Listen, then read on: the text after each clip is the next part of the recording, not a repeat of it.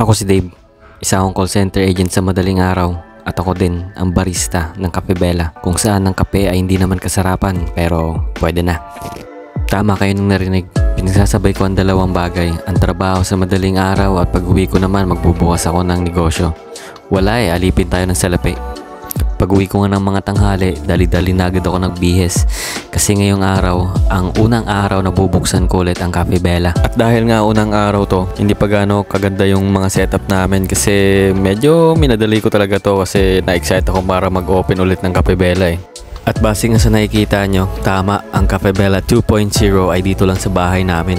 Dahil may garahe naman kami at wala kami sasakyan, eto ang naisip ko. Cause why not, diba? At dahil nga wala pang customer, pinagtimpla ko muna yung sarili ko. Para syempre, malaman ko kung tama pa ba yung timpla ko or marunong pa ba ako magtimpla. Or parehas pa rin ba ng dati yung timpla ng Cafe Bella. Napakadami mong or sa buhay. At yun nga, tamang halo-halo lang. Tapos isip, tapos sip-sip. Ayun! Boom! May bumili na. Nakakatawa lang din isipin dahil yung ibang customer dito is kasama na namin since day 1. Halos kabisado na nga nila yung history ng Cafe Bella Tapos hanggang ngayon, bumibili pa rin sila at solid supporter pa din namin sila. At yun, bukod sa mga dating customer, meron na rin mga bago, yung mga napapadaan lang tapos napapatingin. Sa mga kaibigan din namin na lagi nakasubaybay at nakasuporta kay Cafe Bella, maraming salamat sa inyo. At dahil naniwala kayo sa aming mga plano, kasama namin kayo kapag lumipad ng eroplano. Huy! At yun na nga, medyo busy na tayo dito kasi syempre may mga customer na tapos medyo sunod-sunod na rin yung bumibili. Nakakatuwa lang din talaga kapag ganito na nangyayari. Kaya paano, hanggang dito na lang muna. Hanggang sa muli, salamat sa pagsama.